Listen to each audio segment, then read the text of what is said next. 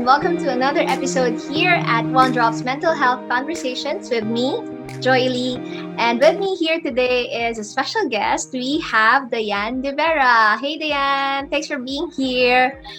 Dianne is an aspiring medical student, and she's an aspiring medical doctor.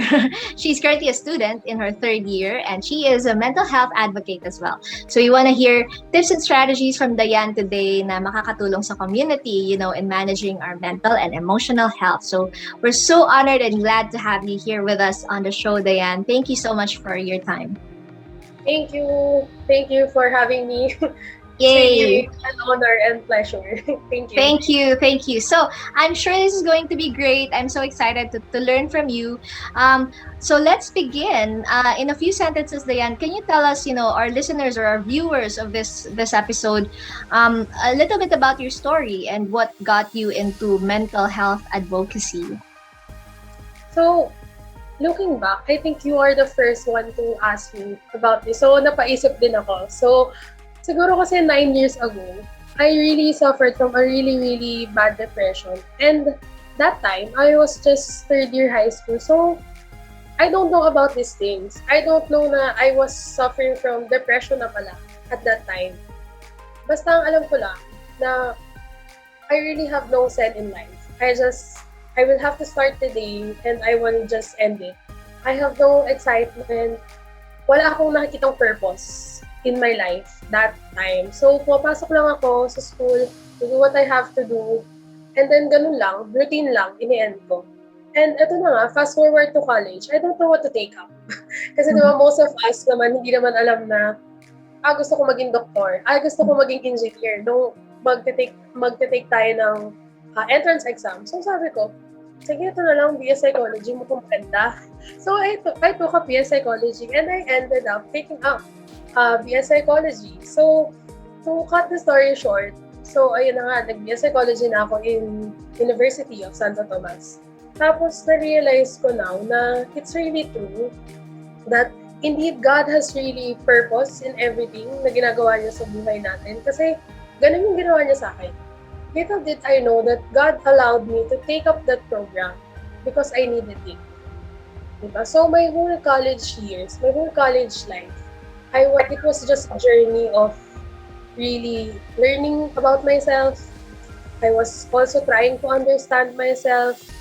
I was also trying to heal. So, right now, sobrang saya ko kasi na-realize ko na during those 4 years na my feelings were valid at that time. Na yung nararamdaman ko pala that time, hindi ko alam na depression na pala is hindi pala pag-iinarte. Hindi pala ako tinatamad lang. Hindi pala ako wala lang talagang gana na pumasok or mag-design.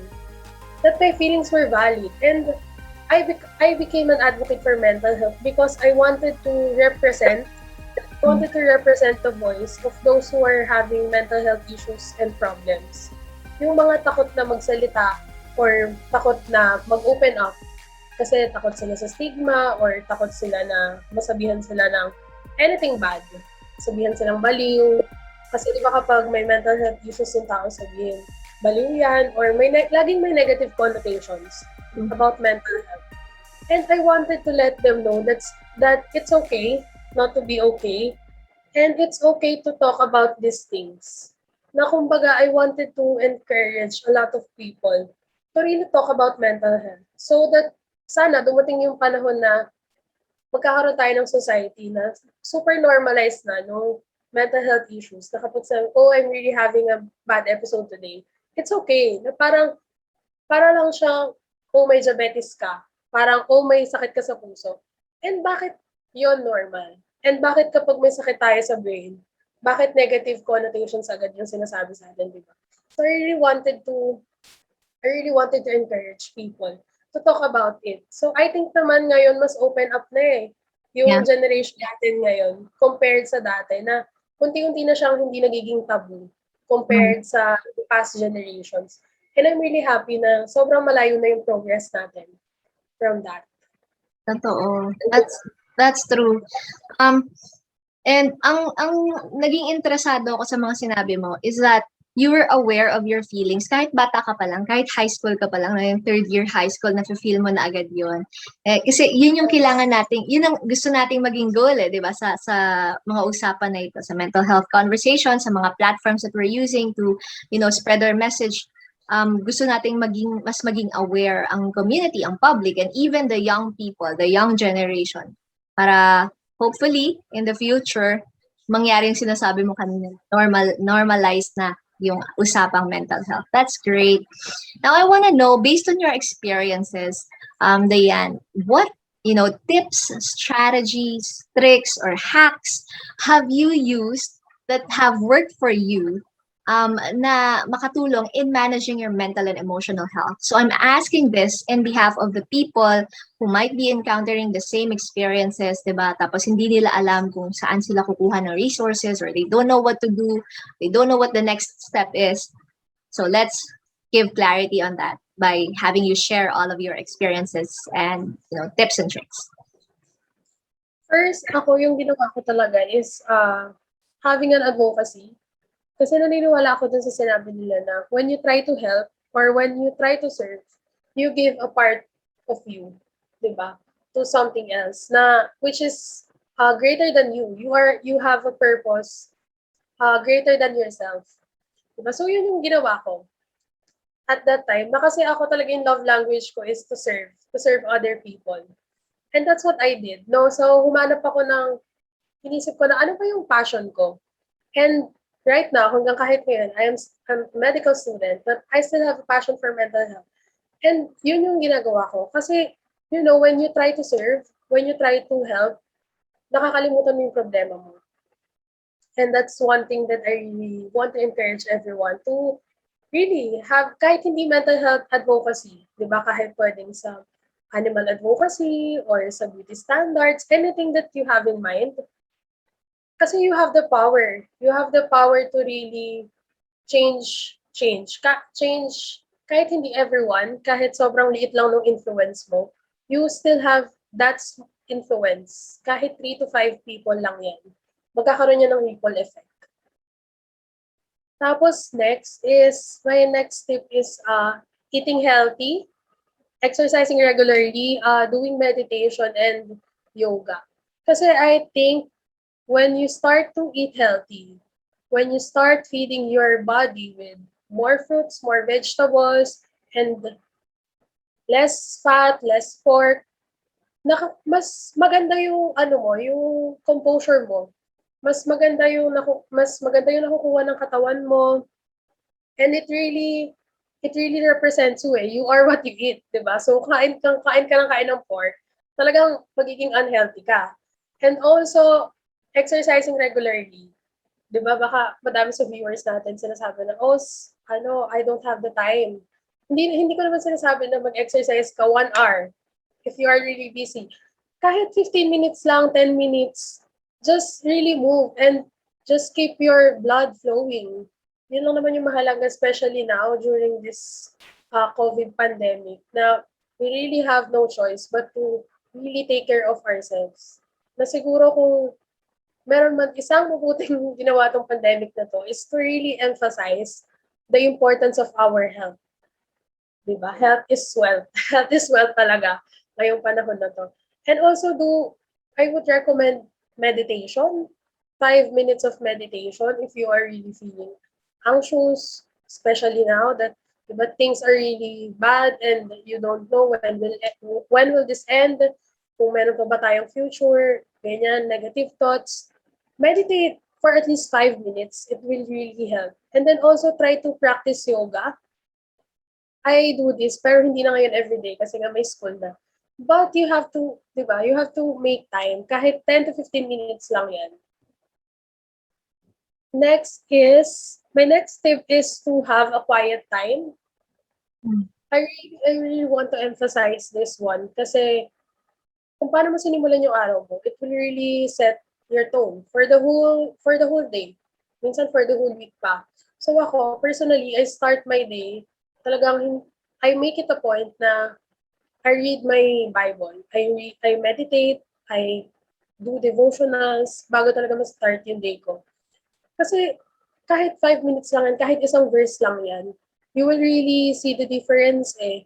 And also, yan yung shield natin. Yan yung panlaban natin. 'Di ba? Kapag may mga na-face tayong difficulties, 'di ba, challenges, yan yung panlaban natin. Yung talagang salita ng creator natin. 'Di ba? We have to make time. And lastly, be intentional with your relationships.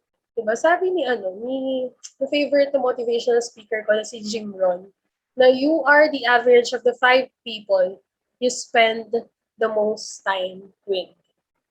So, I really agree kasi the people you spend the most time shape who you are. They also determine what conversations will dominate your attention.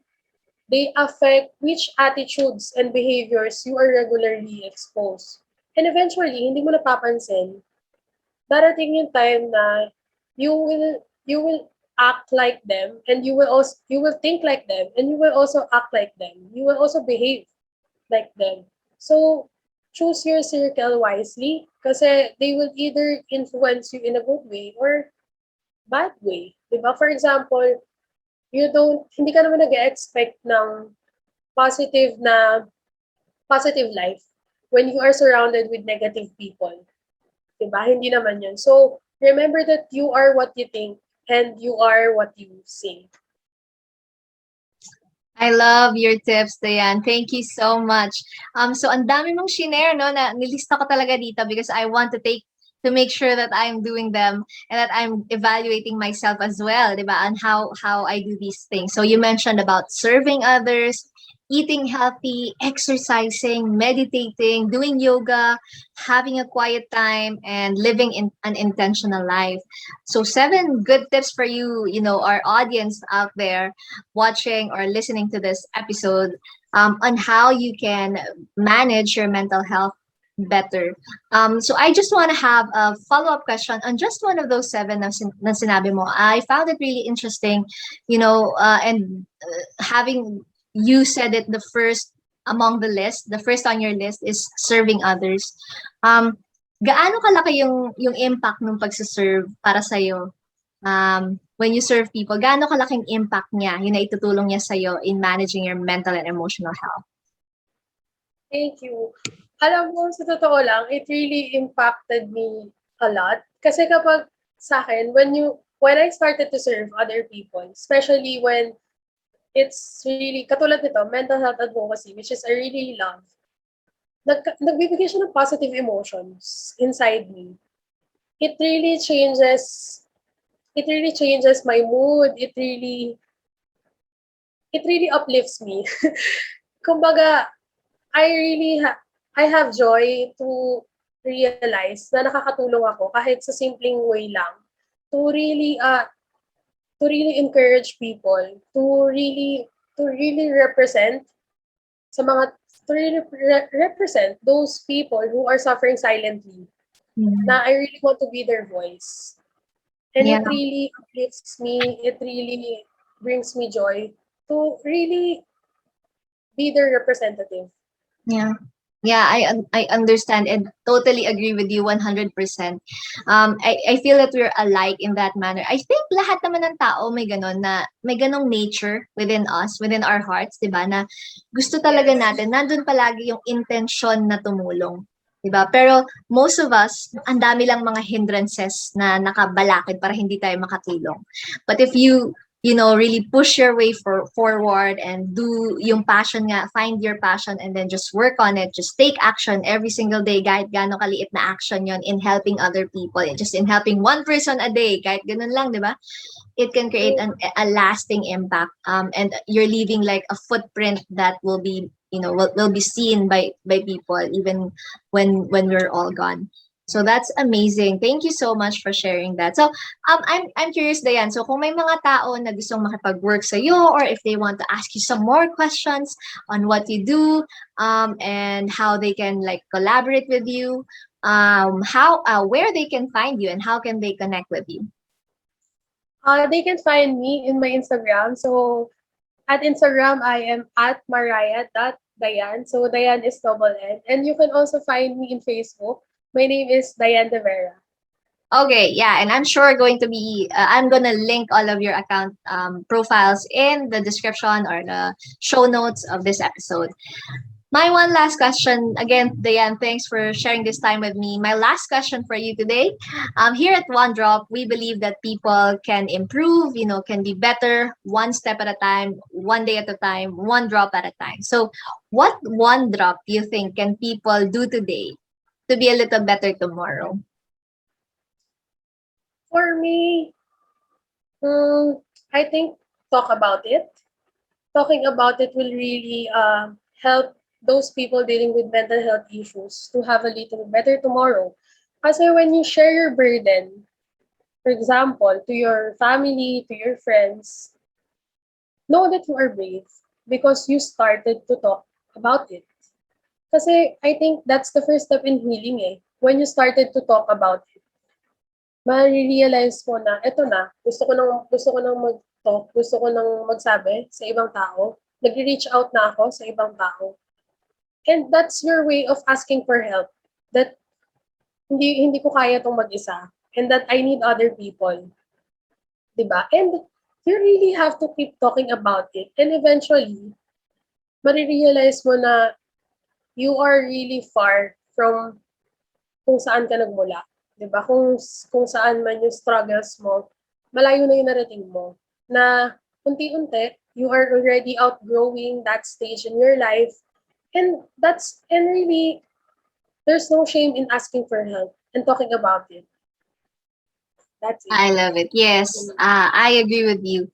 First step, especially to those people na, silently nagsusuffer and hindi pa rin nila alam yung gagawin nila. First step in this process is to just talk to somebody you trust, right?